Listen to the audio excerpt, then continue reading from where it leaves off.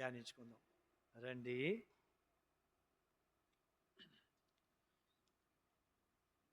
ద్వితీయోపదేశకాండం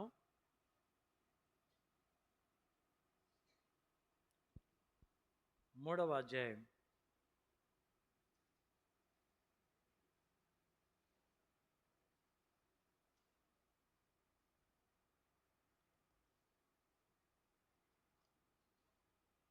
ద్వితీయోపదేశకాండం 3వ అధ్యాయము.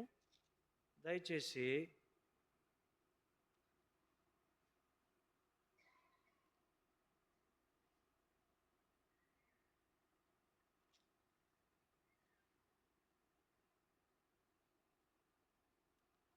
ఇరవై 23 నుండి 29 వరకు మార్చి ద్వితీయోపదేశకాండం 3వ అధ్యాయం 23 నుండి 29 వరకు మార్చి మరియు ఆ కాలమున నేను యెహోవా ప్రభువా, నీ మహిమను నీ బాహుబలమును నీ దాసునికి కనపరచ మొదలుపెట్టి ఉన్నావు.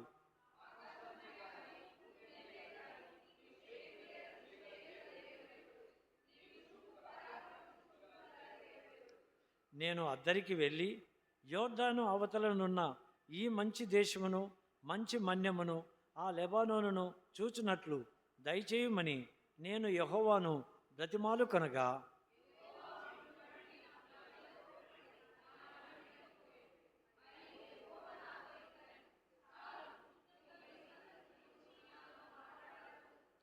నీవు ఈ యోర్దానును దాటకూడదు గాని నీవు పిస్గా కొండ ఎక్కి కన్నులెత్తి పడమటి వైపును ఉత్తరపు వైపును దక్షిణ వైపును తూర్పు వైపును తేరి చూడుము.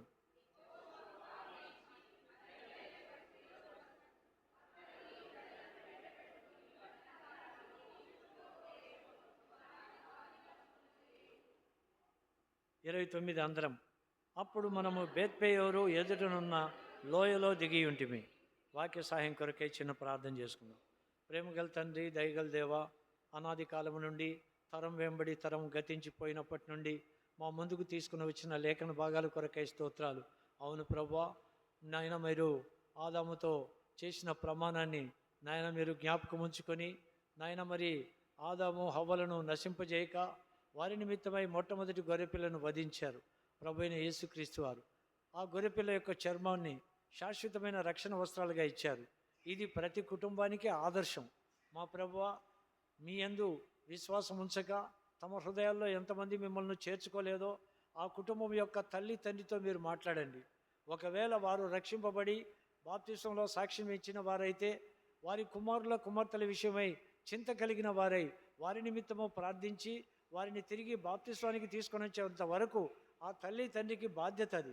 కాబట్టి నా ప్రభువా, వారు తమ బిడ్డల విషయమై నాయన బాధ్యత వహించడానికి వారికి సహాయం చేయమని వేడుకుంటున్నాం. అదే రీతిగా నాయన మరి ఒక్కొక్క కుటుంబంలో నాయన ఒకరు పరలోక రాజ్యానికి, ఇంకొకరు నిత్యాగ్ని గుండానికి ఆదాము కుటుంబమే సాక్ష్యం. ఆ రీతిగా ఉన్నప్పుడు ఆదాము సంతతి నుండి హానోకును తెచ్చారు. హానోకుతో 300 సంవత్సరాలు నడిచారు. ఇది మాకెంతో ఆదర్శం. ఆ రీతిగా మేము కూడా మా కుటుంబాలతో కలిసి నీతో కలిసి నడవటానికి, నీ సన్నిధిలో నీ వాక్యం వినటానికి, మా ప్రవర్తన సరి చేసుకోవటానికి మేము అంతకంతకు నీ ఎదుట నీ వాక్యం అనే ఉదక స్నానము చేత ఎప్పటికప్పుడు శుద్ధీకరించబడుతూ నాయన నీతివంతులుగా పరిశుద్ధులుగా తీర్చబడుటకు మాలో ఆశను పుట్టించండి. అంతేకాని అపవిత్రతకు, కాముకత్వానికి, విగ్రహారాధనకు మా మనసులో చోటియక మీ వాక్యం ఎడల ఆసక్తి కలిగిన వారమై ఉండునట్లు మమ్మల్ని సిద్ధపరచమని వేడుకుంటున్నాం. దయగల మా తండ్రి, ఇంతవరకు ఒప్పుకోలు ప్రార్థన ద్వారా ఎంతమంది హృదయపూర్వకంగా ఒప్పుకున్నారో మీరే ఎరుగుదురు. సమయం లేక మౌనంగా ప్రార్థించిన బిడ్డలను కూడా మీరు క్షమించమని వేడుకుంటున్నాం. నన్ను కూడా క్షమించమని వేడుకుంటున్నాం. దయగల తండ్రి నాయన మరి భవిష్యత్తు కొరకై మీరు మాతో మాట్లాడుతూ వస్తున్న లేఖనాలను ద్వారా మాతో మాట్లాడి రాబోయే దినాలకు మమ్మల్ని కూడా సిద్ధపరచమని యేసయ్య పరిశుద్ధ నామములో ప్రార్థిస్తున్నాము తండ్రి, ఆమేన్. కాబట్టి ఉదయకాలంలో మనం చూసిన వాక్య భాగాలను బట్టి మోషే ఎంతగానో ప్రయాసపడి వారిని తీసుకొని వచ్చాడు. ఇప్పుడు మనం చదివిన లేఖన భాగాల్లో దేవుణ్ణి బతిమాలుకుంటూ ఉన్నాడు. 40 సంవత్సరాలు అరణ్య మార్గాన ఎర్ర సముద్రాన అద్భుత కార్యాలన్నీ దేవుని యొక్క కృప ద్వారా చేస్తూ వచ్చిన మోషే ఇంకా యోర్దాను దాటితే కానాను, ఆ కానాన్లోకి ప్రవేశపెట్టి ఆ దేశాన్ని నన్ను ఒక్కసారి చూడని ప్రభు అంటే దేవుడు అనుమతి ఇలా.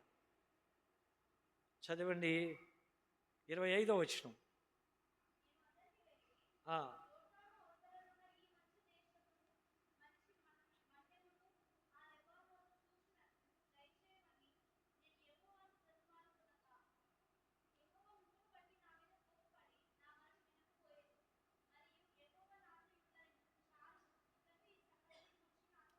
వార్నింగ్ ఇచ్చాడు మోషకు. మోషే ఎన్నిసార్లు చెప్పాలా నీకు, ఇంకా ఈసారి ఎత్తినవరంటే ఉంది అన్నట్లున్నాయి మాటలు. ఎంత ప్రయాసపడ్డాడు. మామగారింట్లో నెమ్మదిగా బ్రతుకుతూ ఉన్నాడు. ఎక్కడ? ఐగుప్తు రాజు, ఆ ఐగుప్తు ఫరో మోషేను చంపచూడగా అక్కడ నుండి పారిపోయాడు మిద్యాను అరణ్యంలోకి. అక్కడ వెళ్ళిపోతే ఆ ఇత్రో 7 కుమార్తెలు ఆయనకు దయ పుట్టించాడు దేవుడు. అయితే దేవుడు విడిచిపెట్టాడా? విడిచిపెట్టలే మోషేను. ఎక్కడికి వెళ్ళిన ఆయన తన యొక్క మరి దూతలను కావలి ఉంచి కంచె ఉంచి ఆయనకు ఏమీ లేని వానికి పిల్లనిచ్చి పెళ్లి చేసి ఏర్పాటు చేశాడు. సిప్పరతో వివాహం జరిపించాడు. ఒక ఇంటినిచ్చాడు, 2 కుమారులను ఇచ్చాడు, సిద్ధపాటు చేశాడు. 40 సంవత్సరాలు ఐగుప్తు దేశంలో ఫరో రాజ్యంలో ఆ యొక్క విలువైన భోగభాగ్యాలన్నీ కూడా ఆయన హృదయంలోకి రానియకుండా ఆ తల్లి పెద్దవాడయ్యేంత వరకు ఆ బిడ్డలో దేవుని యొక్క జీవ వాక్యం అనే విత్తనాన్ని నాటింది. హెబ్రీలకు రాసిన పత్రిక 11వ అధ్యాయం 23-24. హెబ్రీ 11:23-24.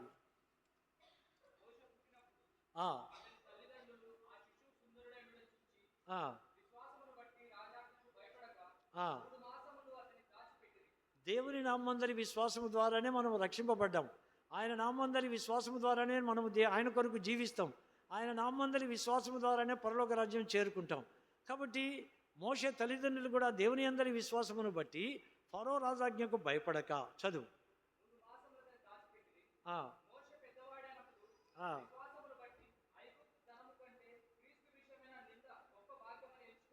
చాలు. ఐగుప్తు ధనము కంటే క్రీస్తు విషయమైన నింద గొప్ప భాగ్యమని ఎంచుకొని, ఈ లోకంలో నీకు నాకు ఉన్నపాటి ఆ యొక్క ధనం ఏపాటిది చెప్పండి? యేసుక్రీస్తు ప్రభు శిష్యుడైన యూదా ఆడేసే కానుకలు వాటన్నిటిని తన సంచిలో ఉంచుకొని దొంగ అయిపోయాడు. ప్రయోజనం ఏంటి? ఆ సంచి ఆయన దగ్గర లేకుండా ఉన్నా బాగుండు. అందరిలాగా శిష్యులాగా దేవుని కార్యాల కొరకై సిద్ధపాటు పడి ఉండేవాడు.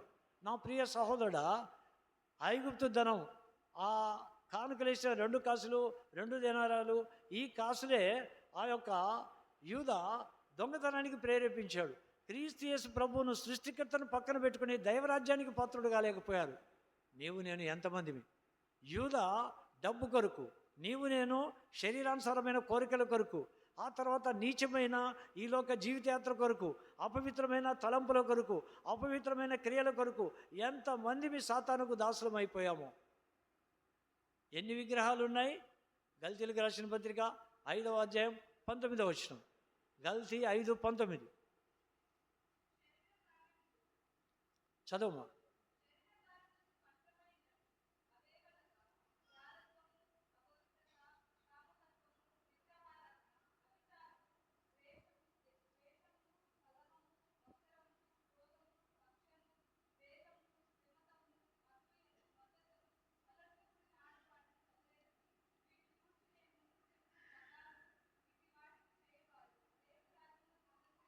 గమనించాలి, ఇట్టి వాటిని చేయువారు దేవుని రాజ్యమును.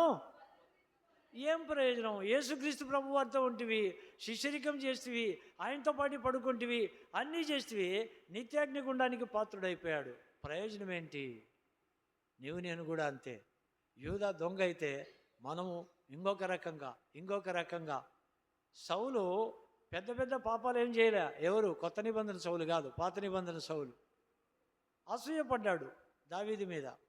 ఈ లోక రాజ్యం నిమిత్తమే, దాని నిమిత్తమే తనకు తెలుసు క్లియర్గా, ఒక దినాన్ని లోకాన్ని విడిచిపెట్టాలా, దేవుని తీర్పు ఉంది. సమూయేలు ప్రవక్త దగ్గర ఉన్నాడు. అంత గొప్ప ప్రవక్త వాక్యాలు విని కూడా తన హృదయాన్ని మార్చుకోలే. మరి నీవు నేను ఎట్లున్నాం?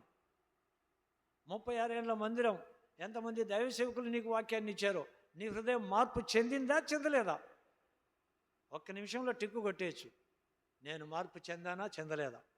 ఇంకా నీలో అహంభావము, గర్వము, ఈర్ష్య, ఇప్పుడు చదివిన గుణాలన్నీ దేవుని ఆత్మచేత రాయబడిన మాటలు. దానికి సాదృశ్యం దేవుని యొక్క ఒకే ఆత్మచేత 40 మంది ప్రవక్తల చేత రాయించబడిన మాటలు. మార్కు రాసిన సువార్త 7వ అధ్యాయం 21వ వచనం. మార్కు సువార్త 7వ అధ్యాయం 21వ వచనం.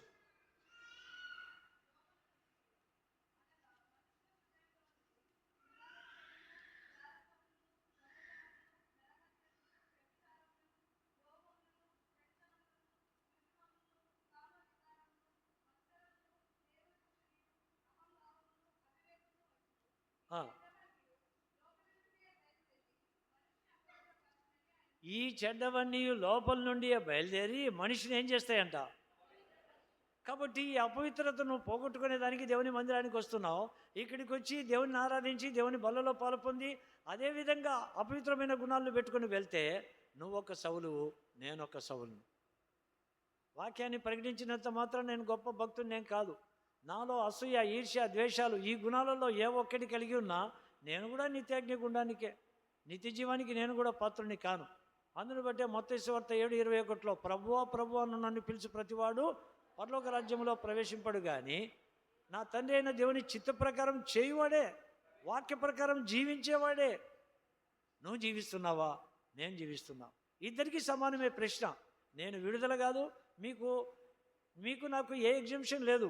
అయితే మనం దేవుని మహాకృపలో దాగి ఉన్నాం. ఎట్లా? యేసుక్రీస్తు ప్రభు యొక్క రక్త ప్రోక్షణ కింద ఉన్నాం. ఆయన సజీవుడు, యుగయుగాలు సజీవుడు. ఆ తండ్రి కుడిపర్శను కూర్చొని నీ కొరకు నా కొరకు విజ్ఞాపన చేస్తూ నీలో నాలో ఆయన ఉన్నాడు. మన ద్వారా ఆయన జీవాన్ని ప్రత్యక్షపరిచాడు. ఎట్లా? నీ తల్లి తండ్రిలోని జీవం నీలోనికి రాలేదా? ఆ తల్లిదండ్రికి నిన్ను నన్ను కుమారునిగా కుమార్తెగా వేయలేదా? మరి యవనస్తులైన మిమ్మల్ని మీ తల్లిదండ్రులు ఒక దంపతులుగా చేస్తే వారి నుండి మీ సంతానం రాలేదా? ఆ జీవము తరతరాల వెంబడి ఎట్లా ప్రవర్తిస్తూ వస్తుందో జీవాన్ని ఇచ్చిన సృష్టికర్త అయిన దైవరాజ్యానికి మనం ఒక దినాన వెళ్ళాలనే సత్యాన్ని గుర్తెరిగితే జాగ్రత్త పడవా? నీ జీవితాన్ని గురించి పడదామా వద్దా? దేని కొరకు వస్తున్నాం? నీ కుమారుని స్కూలుకు పంపి ఏబిసిడీలు కూడా చెప్పకుండా, మాటలే రాకుండా స్కూల్కి వెళ్ళి వచ్చేస్తే ఏమంటాం? ఇంత డబ్బులు కట్టి మీ స్కూలుకు మా బాబుని పంపిస్తే మనకి ఏబిసిడీలు కూడా రాలే, మాకు టీసీ ఇచ్చేసేయండి, వేరే స్కూల్లో జాయిన్ చేపిస్తాం అంటాం. మరి ఈ మందిరానికి వచ్చి ఇంతమంది దైవ సేవకుల వాక్యాలు విన్న నీవు నేను ఏం మార్పు చెందాం? ఈ జీవితయాత్ర దినాలు ముగించబడతా ఉన్నాయి. నీ జీవితయాత్ర, నా జీవితయాత్ర ముగించబడతా ఉంది. నీ సమయం ఎప్పుడొస్తుందో తెలియదు. జాగ్రత్త. దేవుని యొక్క చిత్తములో దేవుని యొక్క వాక్యానికి అంగీకరించి ఆయన వాక్యం ద్వారా నీ హృదయాన్ని కడుక్కోవటానికి సిద్ధపడు. సౌలు లోకరాజ్యం కొరకు జీవితకాలం అంతా ప్రయాసపడ్డాడు. సౌలే వివేకంతో తీర్మానం చేసుకొని తన జీవితంలో దావీదును తన అల్లునిగా ప్లాన్ చేసుకున్నాడు. మంచిదే.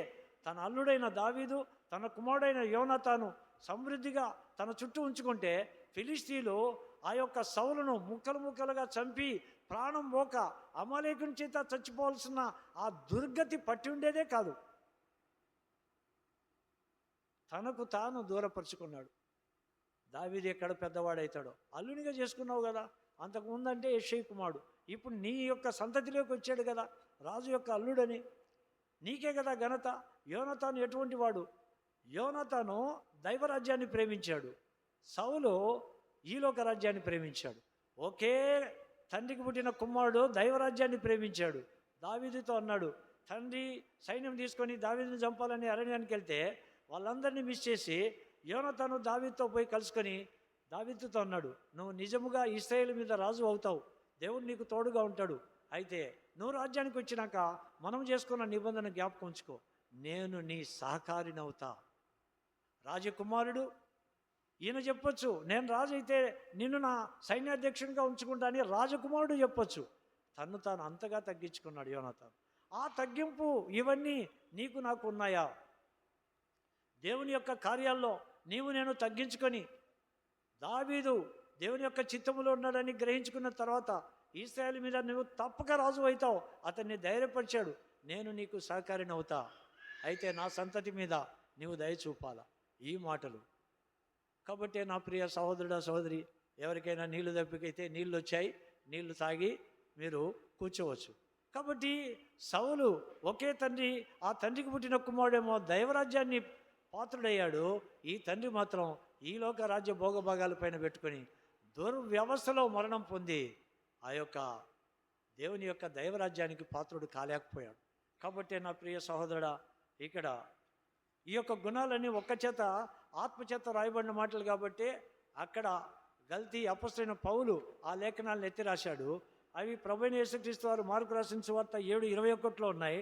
అదే రీతిగా అపొస్తలుడైన పౌలు రోమీయులకు రాసిన పత్రిక 1వ అధ్యాయం 28వ వచనం, రోమీయులకు రాసిన పత్రిక 1వ అధ్యాయం 28వ వచనం చదవండి.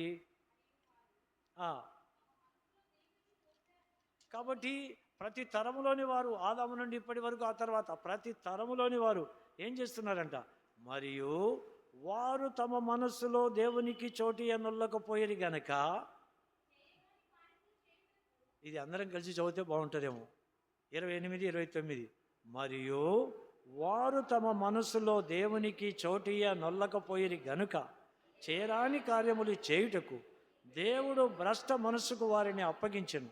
అట్టివారు సమస్తమైన దుర్నీతి చేతను, దుష్టత్వం చేతను, లోభము చేతను, ఈర్ష్య చేతను నిండుకొని మత్సరము, నరహత్య, కలహము, కపటము, వైరమును వాటితో నిండిన వారై కొండెగాండ్రును, అపవాదకులను, దేవద్వేషులను, హింసకులను, అహంకారులను, బింకములాడువారును, చెడ్డవాటిని కల్పించువారును, తల్లిదండ్రులకు అవిధేయులను, అవివేకులను, మాట తప్పువారును, అనురాగ రహితులను, నిర్దయులను నైరి.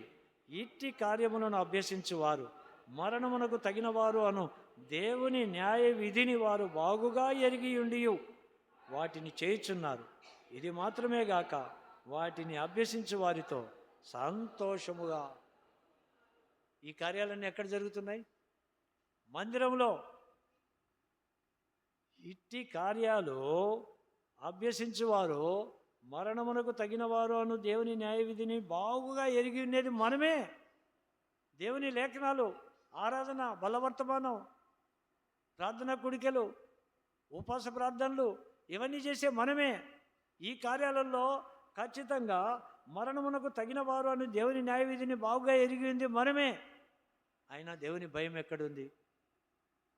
ఎలిలాగా, నా కుమారులరా మీరు చేసేది మంచిది కాదు నాయన, దేవునికి ఎవడైనా చేస్తే ఆయన్ను శాంతింపజేయచ్చు, దేవుని ప్రజలతో మీరు చెలగాట మాడవద్దు, అప్పుడు ఎవరు వారిని శాంతింపజేస్తారు?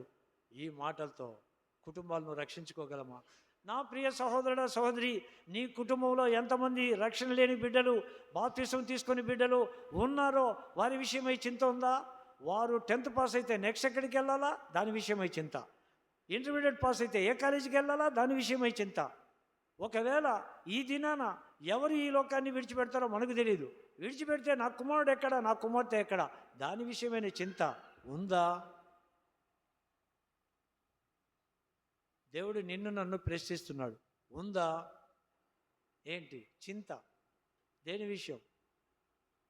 సౌలులాగా ఈ లోక భోగాల నిమిత్తం. ఆఫ్టర్ ఆల్ ఈ లోక రాజ్యభోగాలు ఎంత ఉంటాయి? మోషేకు ఐగుప్తు రాజు ప్రపంచాన్ని జయించిన సంపదంతా ఐగుప్తులో ఉంది. దాన్ని నిర్లక్ష్య పెట్టాడు. నిర్లక్ష్య పెట్టడానికి కారణం తల్లి బోధ, తండ్రి బోధ. అమ్రాము, యోకేబేదు వారు పేదరికంలో ఉంటూ ఐశ్వర్యాన్ని ప్రేమించరా. మనము తగినంత ఐశ్వర్యాన్ని పొందుకుంటూ మన బిడ్డలకు దేవుని రాజ్యాన్ని గురించి చెప్పటంలే, దేవుని రాజ్యం వైపు, నీతి వైపు వారిని మళ్లించటంలే. అందుకే ప్రభు అన్నాడు మొట్టమొదట మత్తయి సువార్త 6:33, 34, మొట్టమొదట దేవుని నీతిని, దేవుని రాజ్యాన్ని వెతకండి, అప్పుడు అవన్నీ మీకు అనుగ్రహించబడతాయి. వెతుకుతున్నామా? నా ప్రియ సహోదరుడా, సహోదరి, FCS పీటర్ గారు ఆయన ఎంతో గొప్ప సాక్ష్యాన్ని పొందుకున్నాడు. యూట్యూబ్లో మీరు కూడా చూస్తూ ఉంటారు. ఆయన ఒక సాక్ష్యాన్ని జస్ట్ కొద్ది మాటల్లో వింటే, తన భార్య డెలివరీకి ఆ పురిటి నొప్పులకు హాస్పిటల్లో అడ్మిట్ అయి ఉంటే ఆ రాత్రికాల సమయంలో భర్తను అడిగింది, అయ్యా అనీజీగా ఉంది, ఎట్లెట్లో ఉంది, నాకు ఒక సోడా తెచ్చి పెడతావా అన్నది. అప్పుడు మరి మొట్టమొదటి కుమారుని ఆ యొక్క ప్రసవ దినాలవి, ఆయన దగ్గర ₹1 కూడా లేదంట. సరే అమ్మా అని అక్కడి నుంచి బయటకు వచ్చేసాడంట. వచ్చిన తర్వాత ఎట్ట చేయాలి ప్రభువా, నా దగ్గర డబ్బులు లేవు, ఇప్పుడు ఆమెకు సోడా తెచ్చేయాలని ఎక్కడి నుంచి తెచ్చేయాలా అనుకుంటుంటే తన ఆఫీస్లో పనిచేసే ఒక స్టాఫ్ కనిపించాడు. అయ్యా, ఏమనుకోకుండా నాకు ఒక సోడా తెచ్చి పెడతావా, నా దగ్గర ఇప్పుడు డబ్బులు లేవు, రేపు నీకు ఇస్తా అంటే అతను వెంటనే సోడా తెచ్చి పెట్టాడు. అది తెచ్చి భార్యకి ఇచ్చాడు. నిజాయితీపరుడు. చంద్రబాబు నాయుడు దొంగ. చంద్రబాబు నాయుడు దొంగ. కోట్లు కోట్లు కొట్టేశాడు. ఆయన దగ్గర మంచి పేరు తెచ్చుకున్న ఆయన ఈయనను అంతగా నమ్మాడు. అంత నిజాయితీపరుడు ఎఫ్సిఎస్ పీటర్ గారు. కంపెనీ సెక్రటరీగా అన్యాయాన్ని ఒప్పుకోడు. అదే సంఘములో ట్రస్ట్లో చీలికలు కావటానికి కారణమైంది. సరే, దేవుడు చూసుకుంటాడని అంత వ్యక్తి సిగ్గుపడకుండా తన సాక్ష్యంలో చెప్పాడు. నా ప్రియ సహోదరుడా, సహోదరి, నీ నా విశ్వాస జీవితంలో దేవుడు నీకు ఎంతో ఇచ్చాడు. ఉన్నదానిలో మన బిడ్డలకు కావలసినవి అన్నీ ఆలోచన చేస్తున్నాం. కానీ నా కుమారుడు నిత్య జీవానికి దగ్గరగా ఉండడా, నా కుమార్తె నిత్య జీవానికా నిత్య నరకానికా? ఎక్కడున్నావు నా కుమార్తె? ఫోన్లు చేయాలా? ఏం తిన్నావు, ఏం వేసుకోలే? ఈ కాదు, అమ్మా ఈరోజు దినవాక్యం చదివావా, జాగ్రత్త, నువ్వు ఎక్కడికి వెళ్ళినా ఇవి మాట్లాడాలి. ఉన్నాయా? కాబట్టి అంత గొప్పగా ఐగుప్తు ధనాన్ని, సౌఖ్యాన్ని, సుఖాన్ని, ఆ యొక్క భోగాలను సమస్తాన్ని విసర్జించుకొని ఇశ్రాయేలును కాపాడాలని వస్తే అక్కడి నుండి లేకుండా మిద్యాను అరణ్యానికి పోయాడు. దిక్కుదివనము లేని వాడు అక్కడుంటే ఇత్రో కనికరించాడు కాబట్టి బిడ్డనిచ్చి పెళ్లి చేసి అక్కడ 40 ఏళ్ళు ఉంటే ఇప్పుడు తెచ్చాడు. దేవుని యొక్క చిత్త ప్రకారంగా వచ్చి 40 సంవత్సరాలు ఇశ్రాయేలును నడిపించి యోర్దాను దాటితే కానాను. భంగపడ్డాడు. ప్రభువా, కానాన్లోకి నన్ను అడుగు పెట్టినవా? ఒక్కసారి ఆ ప్రదేశం అంతా చూసి చచ్చిపోతా, నన్ను తీసిపో, నేను నిన్నేమి ఆక్షేపణ చేయను. ఒక్కసారి మోషే అర్హుడా కాడా చెప్పండి? అంత ప్రయాసపడ్డ మోషే అర్హుడా కాడా? మన వర్షంలో మాట్లాడదాం, మనకేం తీర్పు ఉండదులే, భయపడాకండి. చెప్పండి, మరి అర్హుడైన దేవుడు ఏమాత్రం క్షమించాడో చెప్పండి? ఎవరిని బట్టి దేవుడు కోపగించుకున్నాడు? మిమ్మును బట్టి యెహోవా, 26వ వచనం, యెహోవా మిమ్మును బట్టి నా మీద కోప్పడి నా మనవి వినకపోయాను. ఎట్లంటాడు మోషే? దేవుని యొక్క వాక్య భాగంలో గమనించినట్లయితే సంఖ్యాకాండం 16వ అధ్యాయం, సంఖ్యాకాండం 16వ అధ్యాయం 3వ వచనం.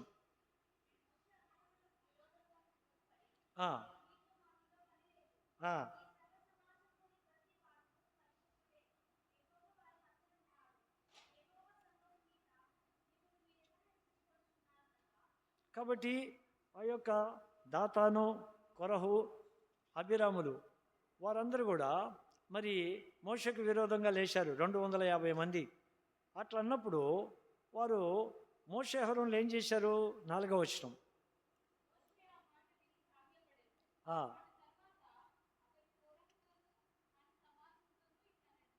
కాబట్టి దేవుని యొక్క వాక్య భాగంలో వ్యతిరేకంగా ఉన్న వాళ్లకు సాగిలపడ్డాడు మోషే.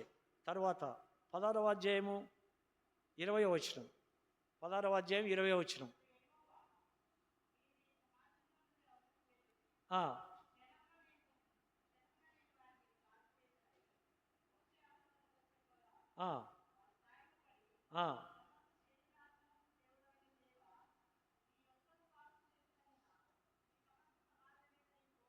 దేవుడే అన్నాడు, ఈ సమాజాన్ని అంతా నేను నాశనం చేస్తా అని.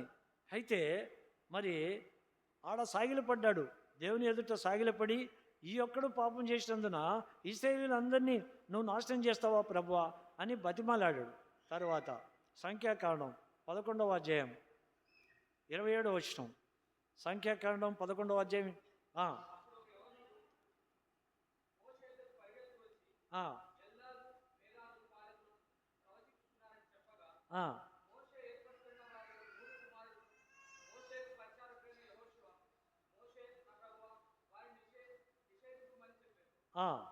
అందరం కలిసి చదువుదాం. 29. అందుకు మోషే, నా నిమిత్తము నీకు రోషం వచ్చిన యెహోవా ప్రజలందరూ ప్రవక్తలగునట్లు యెహోవా తన ఆత్మను వారి మీద ఉంచునుగా కానీ అతనితో అనెను. ఎంత ప్రేమ కలిగిన వాడండి. మరి ఆ మోషే ఆయన శిష్యుడైన యెహోషువకు రోషం వచ్చింది.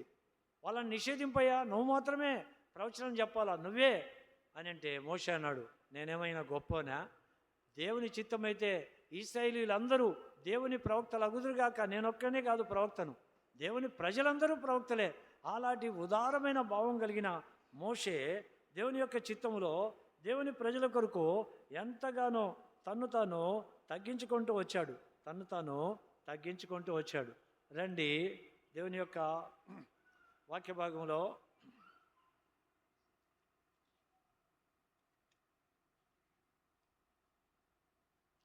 నిర్గమకాండం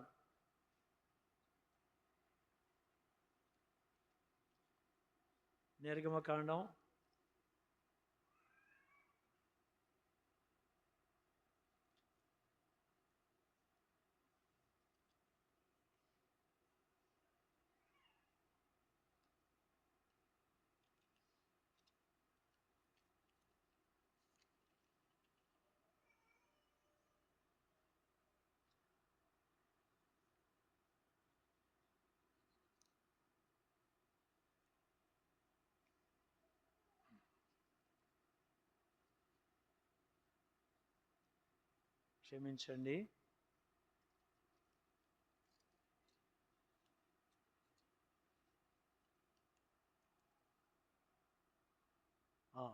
సంఖ్యాకాండం 11వ అధ్యాయం 11వ వచనం. సంఖ్యాకాండం 11:11.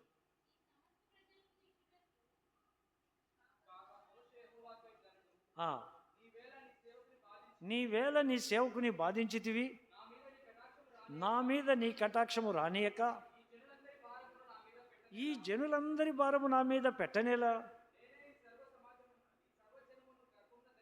నేనే ఈ సర్వ జనమును గర్భమున ధరించి తినా, నేనే వీరిని కంటినా,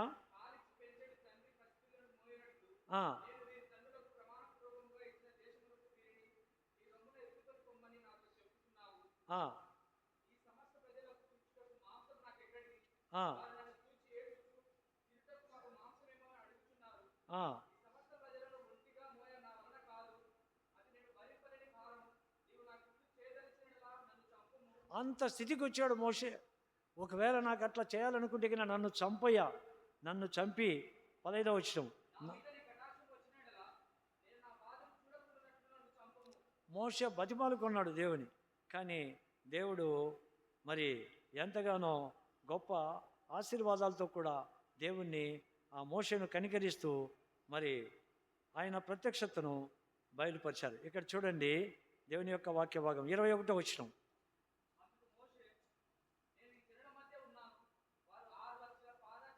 సైనికులే 6 లక్షలు.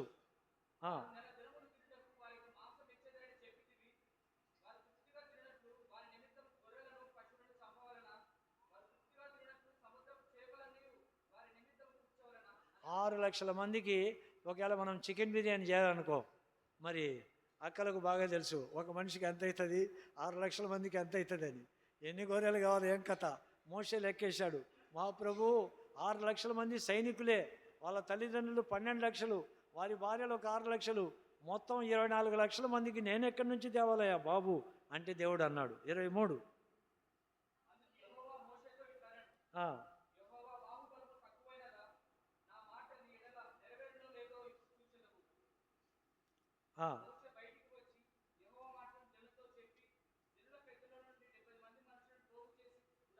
కాబట్టి 70 మంది పెద్దలను పెట్టాడు మోషే భారాన్ని తగ్గించదని.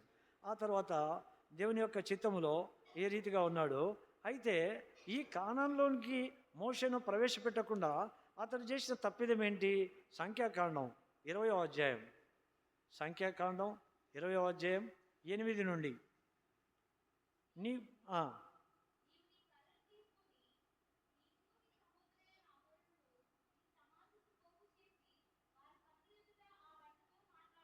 వారి కన్నుల ఎదుట ఆ బండతో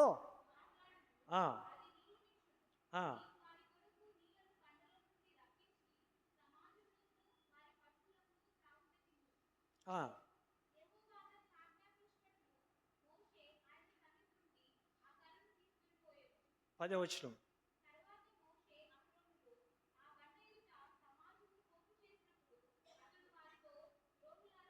ఇది మోషే చేసిన తప్పిదం. అక్కడికి వచ్చిన తర్వాత మోషే అహరోనులు, ద్రోహులారా వినండి అన్నాడు. ఆ, ఆ.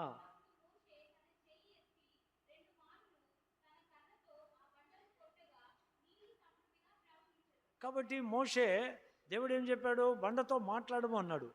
మోషే 2 మార్లు కర్రతో ఆ బండను కొట్టాడు. అంటే మోషే దేవుని విషయమై ఆవేశంలో ఉన్నాడు. ఈ ప్రజలు దేవుణ్ణి ఎంతగా శోధిస్తున్నారో చూడని. ఇది ఎక్కడ జరిగింది?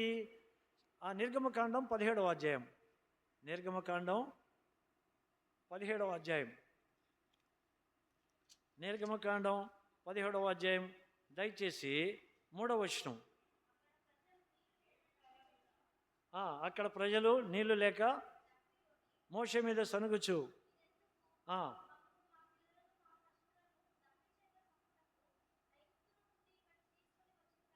ఇప్పుడు మీరు కూడా అనుకోవచ్చు, ఎందుకు ప్రత్యేకుడికి పెట్టి మమ్మల్ని మా పిల్ల దప్పి లేకుండా మమ్మల్ని ఇంటికి పంపించకుండా మళ్ళీ ఎందుకు పొడిగించావు బ్రదర్ అర్ధగంట అని.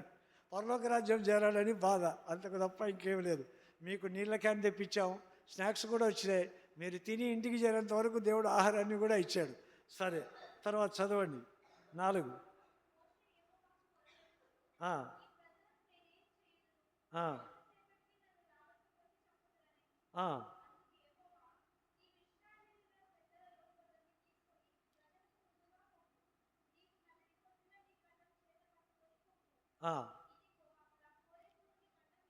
హోరేబులోని బండ మీద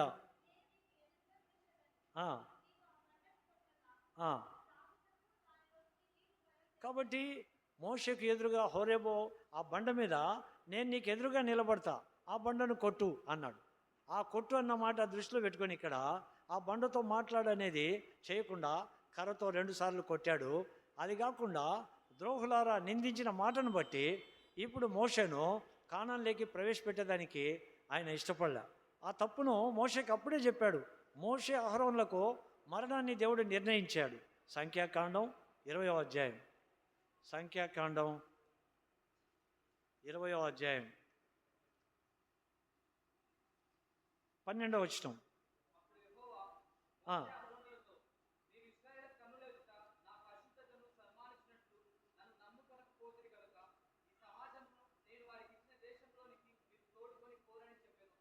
కాబట్టి దేవుడు చెప్పాడు ఏమని? ఇశ్రాయేలుల కన్నుల ఎదుట నా పరిశుద్ధతను సన్మానించినట్లు నన్ను నమ్ముకొనకపోతిరి. అహరోను మోషే వాళ్ళ తల్లిదండ్రిని బట్టి దేవుని నామందలి విశ్వాసము ద్వారా ఐగుప్తు ధనాన్ని అంతటినీ తృణీకరిస్తే వారు దేవుని నమ్ముకోలేదా? దేవుడు ఏం చెప్తున్నాడు? మీరు నన్ను నమ్ముకొనకపోతిరి ఇశ్రాయేలుల మధ్యలో, కాబట్టి మీరు ఈ సమాజం అంతటిని నేను వారికి ఇచ్చే దేశంలోనికి మీరు రాకూడదు. ఎంత ఆశ్చర్యము! కాబట్టి ఇక్కడ దేవుడు ఆ మాట చెప్పాడు. తర్వాత రండి 22వ వచనం. సంఖ్యాకాండం 20-22వ వచనం.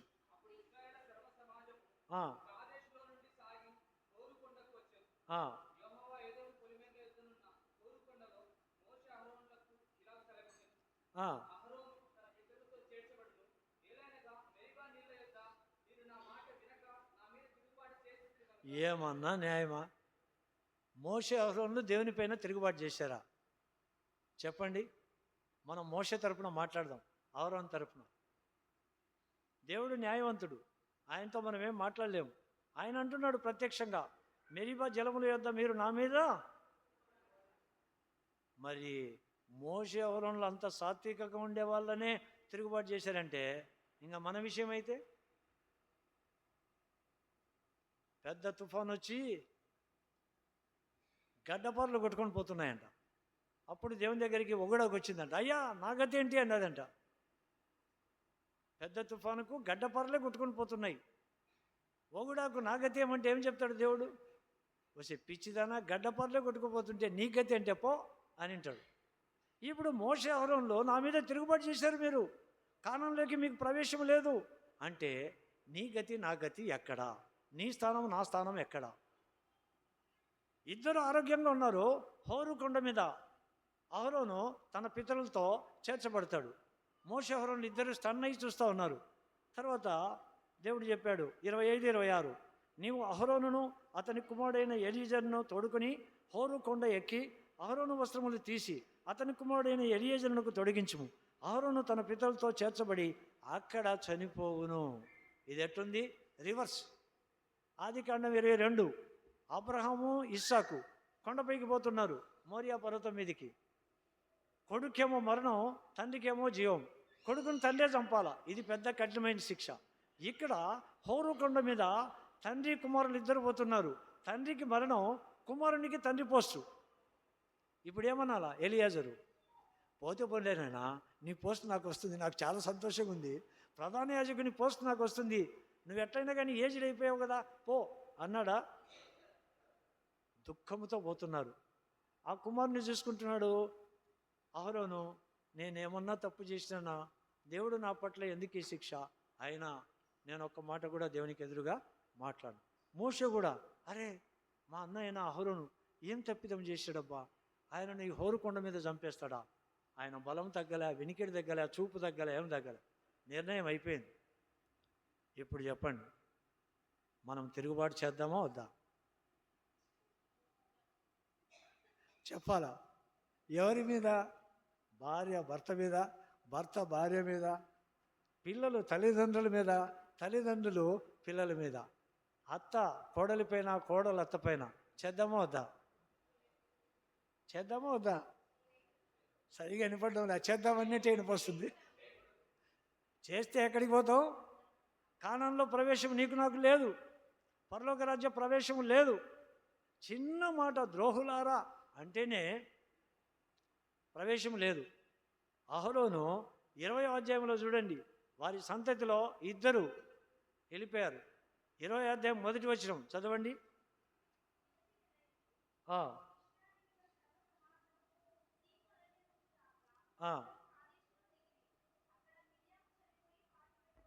కాబట్టి మిరియాము ఫస్ట్, ఆ కుటుంబంలో మిరియాము ఫస్ట్ చనిపోయింది, పాతి పెట్టబడింది. ఆమె కొరకు దుఃఖం సలిపారు, అది తర్వాత విషయం. ఇప్పుడు నెక్స్ట్ అహరోను, ఆయన కొరకు దుఃఖాలు చనిపారు. ఆయన కుమారుడైన ఎలియేజరుకు వస్త్రాలు ధరింపజేశారు. ఇశ్రాయేల్ ప్రజలు చూస్తూ ఉన్నారు, అహరోను రాలే, మోషే ఎలియేజరు ప్రధాన యాజకుని వస్త్రాలతో దిగి వస్తూ ఉన్నారు. అర్థమైపోయింది, ఆయన కొరకు దుఃఖ దినాలు చలిపారు. ఇప్పుడు మోషే యోర్దానుకు అవతలే కానాను, తూర్పు పడమర ఉత్తర దక్షిణ అన్నీ చూపించేశాడు. నువ్వు మాత్రం వెళ్ళేదానికి అవకాశం లేదు. ఒకే కుటుంబంలో ముగ్గురిని, తల్లి తండ్రి, ధర్మశాస్త్రం లేదు, సేవకులు లేరు, ఎవరు లేరు, బానిస బ్రతుకులు అనుభవించి చినిగిపోయిన చొక్కాలు వేసుకొని గంజి దాగి తమ బిడ్డలను దైవరాజ్యానికి పాత్రులుగా చేశారు. దేవుని యొక్క చేతిలో హతసాక్షులు గావించబడతా ఉన్నాం. అవునా కాదా? దేవుడు ఆ పర్వతం మీద, హోరు కొండ మీద అహరోను, ఆ యొక్క సీను అరణ్యములో మిరియాము, తర్వాత ద్వితీయోపదేశకాండంలో ఆ యొక్క పిస్గా కొండ ఎక్కి మోయాబు దేశంలో మోషే దేవుని వద్దకు చేర్చబడ్డారు. రండి. కాబట్టి మనం చదువుకున్న వాక్య భాగం ద్వితీయోపదేశకాండంలో మోషే చాలా బాధపడుతున్నాడు. మీ నిమిత్తం నా మీద కోపపడి, ద్వితీయోపదేశకాండం 3వ అధ్యాయం 27వ వచనం కదా, 26.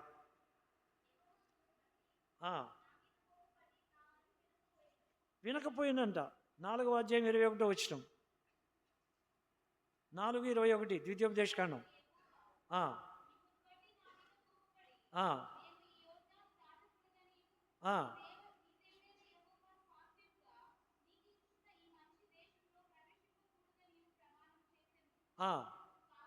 ఇవన్నీ చదువుదాం అందరం కలిసి. కావున నేను ఈ యోర్దాను దాటకుండా ఈ దేశముననే చనిపోదును, మీరు దాటి ఆ మంచి దేశమును స్వాధీనపరుచుకొనెదరు. మీ దేవుడైన యెహోవా మీకు ఏర్పరిచిన నిబంధనను మరచి, నీ దేవుడైన యెహోవా నీకు ఆజ్ఞాపించినట్లు ఏ స్వరూపమును కలిగిన విగ్రహమునైనను చేసుకొనకుండునట్లు మీరు జాగ్రత్త పడవలను. ఏలైనగా నీ దేవుడైన యెహోవా దహించు అగ్నియు రోషము గల దేవుడినై ఉన్నాడు. మీరు అందరం కలిసి, మీరు పిల్లలను పిల్లల పిల్లలను కని ఆ దేశమందు బహుకాలము నివసించిన తరువాత మిమ్మును మీరు పాడు చేసుకొని ఏ స్వరూపము కలిగిన విగ్రహమునైనను చేసి నీ దేవుడైన యెహోవాకు కోపం పుట్టించి ఆయన కన్నుల ఎదుట కీడు చేసిన ఎడల మీరు ఈ యోర్దాను దాటి స్వాధీనపరుచుకుని దేశంలో ఉండకుండా త్వరలోనే బొత్తిగా నశించిపోదురని భూమి ఆకాశములను మీ మీద సాక్షులుగా ఉంచుచున్నాను. ఆ దేశమందు బహుదినములుండక మీరు బొత్తిగా నశించెదరు. అందుకే యెషయా గ్రంథం 1వ అధ్యాయంలో ఆకాశం ఆలకించు, భూమి చెవియొగ్గు, దాన్నే సాక్షులుగా పెడుతున్నాడు. ఈ యొక్క మోషే కూడా భూమి ఆకాశములను మీ మీద సాక్షులుగా పెడతా ఉన్నా. కాబట్టి నా ప్రియ సహోదరుడు సహోదరి, సత్యాలను గుర్తిరిగి మనం ఏ తరములో పుట్టినా, ఏ వంశంలో పుట్టినా ఆయన జీవము మన తల్లిదండ్రుల నుండి మనకు, మన నుండి మన బిడ్డలకు, వారి నుండి మనమళ్ళు మనవరాళ్లకు వస్తూ ఉంది. అయితే ఆ దైవరాజ్యానికి మోషే అహరోనులు ఎట్లా పాత్రలో నీవు నేను కూడా ఆ రాజ్యానికి మనం స్వతంత్రించుకోవాలని దృష్టి ఉండాలి. అట్లా లేకుండా మూర్ఖంగా ఈ లోకంలో తిను తాగు సంతోషించు సౌలు, పాత నిబంధన సౌలులాగా ఉంటే మన జీవితంలో నష్టపోతాం. కొత్త నిబంధన సౌలులాగా ఉంటే ఒకవేళ కొన్ని దినాలు మూర్ఖత్వంగా ఉన్నా ఆ తర్వాత మారిన తర్వాత హతసాక్షి అయ్యేంత వరకు ఈ లోకములో ఉన్నదంతా అపొస్తలుడైన పౌలు ఏం చేశాడు? ఫిలిప్పీలకు రాసిన పత్రిక చివరిగా అపొస్తలుడైన పౌలు ఫిలిప్పీలకు రాసిన పత్రిక 3వ అధ్యాయం 10-11 వచనాలు అందరం కలిసి చదువుదామండి. ఏ విధము చేతనైనను మృతుల్లో నుండి నాకు పునరుత్థానము కలగవలనని ఆయన మరణ విషయములో సమాన అనుభవము గలవాడినై ఆయనను, ఆయన పునరుత్థాన బలమును ఎరుగు నిమిత్తమును, ఆయన శ్రమలలో పాలివాడనగుట ఎట్టిదో ఎరుగు నిమిత్తమును సమస్తమును నష్టపరుచుకొని వాటిని పెంటతో సమానముగా ఎంచుకొనుచున్నాను. ఇదివరకే నేను గెలిచితినని అయినను, ఇదివరకే సంపూర్ణ సిద్ధి పొందితినని అయినను నేను అనుకుంటా లేదు. కానీ నేను దేని నిమిత్తమో క్రీస్తు యేసు చేత పట్టబడితినో దానిని పట్టుకొనవలనని పరిగెత్తుచున్నాను. సహోదరులారా, నేను ఇదివరకే పట్టుకొని ఉన్నానని తలంచుకొనను. అయితే ఒకటి చేయుచున్నాను, వెనుక ఉన్నవి మరచి ముందున్న వాటి కొరకై వేగిరపడుచు క్రీస్తు యేసునందు దేవుని ఉన్నతమైన పిలుపునకు కలుగు బహుమానం పొందవలనని గురి వద్దకే. ఇది నీ గురి, నా గురి. మన బిడ్డలకు కూడా ఆ గురిని చూపించాలి. దేవుడు తన వాక్య భాగాన్ని దీవించునుగాక. మౌనంగా మోకాళ్ళ మీదకి రండి, ప్రార్థించుకుందాం.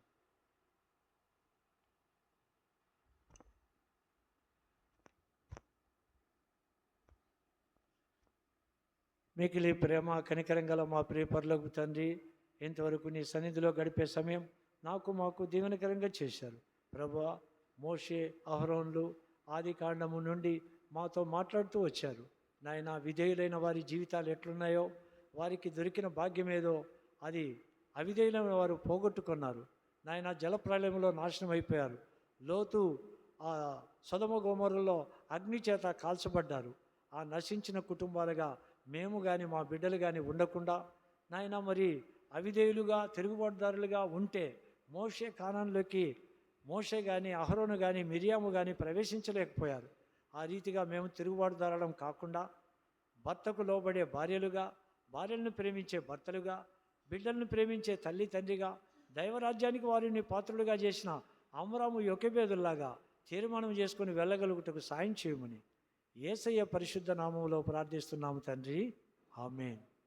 మన తండ్రి అయిన దేవుని ప్రేమయు, ప్రభు అయిన యేసుక్రీస్తు వారి కృపయు, పరిశుద్ధాత్మ అన్యోన్య సహవాసం ఇక్కడ చేరిన మనతోనూ, మందిరానికి రాని కుటుంబాలతోనూ, లోకములో చెదిరిన సహపాఠి విశ్వాసులతోనూ సదాకాలము తోడై నడిపించునుగాక.